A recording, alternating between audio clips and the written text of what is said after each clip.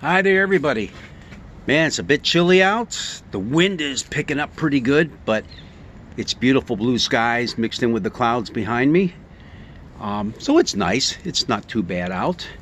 But I just wanted to continue the thought process that we started yesterday at the coffee shop when we were talking about the gospel lesson that's coming up for this Sunday.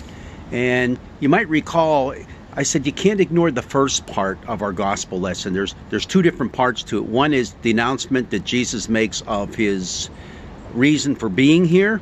And then the second part is the call of the first four disciples.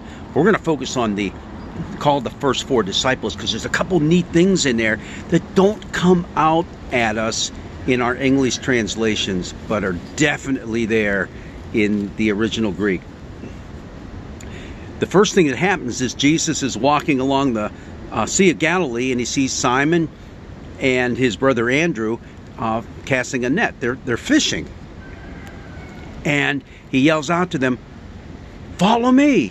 And the scripture says they followed him. Well, yes and no. Not meaning they didn't follow him, meaning the word follow. There's two different words being used for the word follow that are pretty important because they're going to come up even later in our gospel readings. The first follow, when Jesus said, "Follow me," literally what he says is, "Come behind me. Get in line behind me."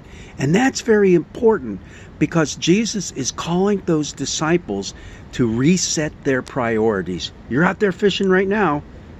But guess what? I want you to come with me. Come behind me.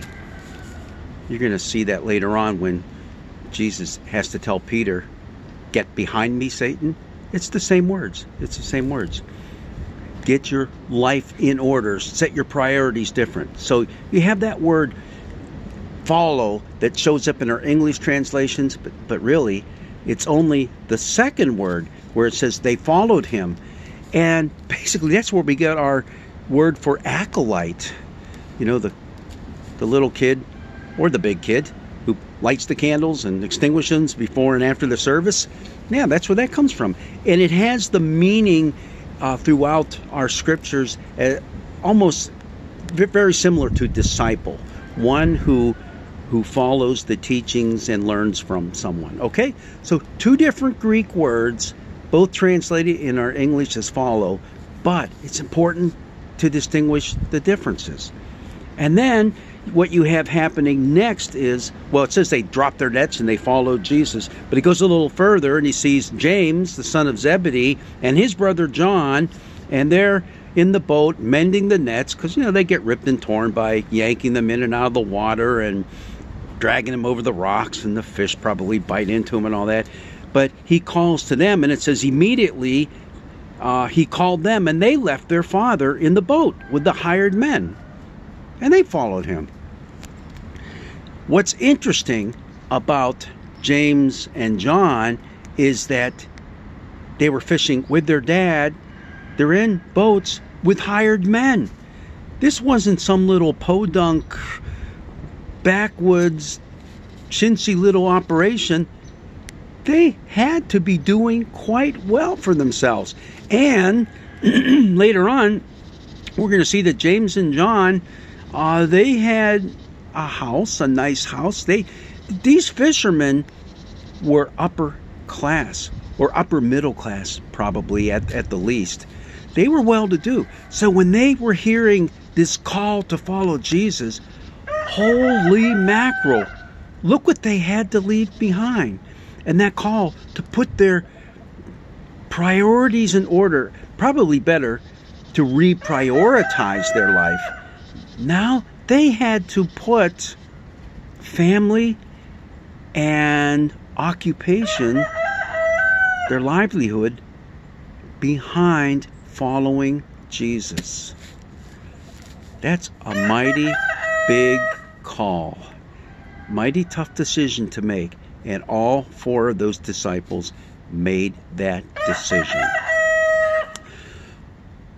So it's important to know the distinctions between those words, but it's important for you and for me too. because I do believe there are times when we are called to reprioritize our lives and to say, is what we're doing and how we're doing it the right way? Is it following Jesus, number one, and then, making a living so we can survive and feed our families?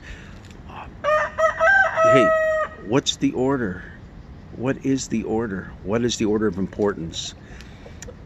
And doing it the right way is being faithful both to the call and to taking care of our families and bringing in enough to sustain ourselves in our livelihoods. Well, there's a lot more that still goes into this passage, and we'll get into that come Sunday morning. So listen in on the sermon. I am going to focus on the call, but also I'm going to go back and pick up on Jesus' announcement, because it's next. The announcement and the call of these four disciples next sets the stage for some amazing stuff that we're going to go through that Jesus did the rest of this Epiphany season in our gospel text. Hey, enjoy the nice sunshine whenever it peeps through the clouds, because it's good. Have an awesome day.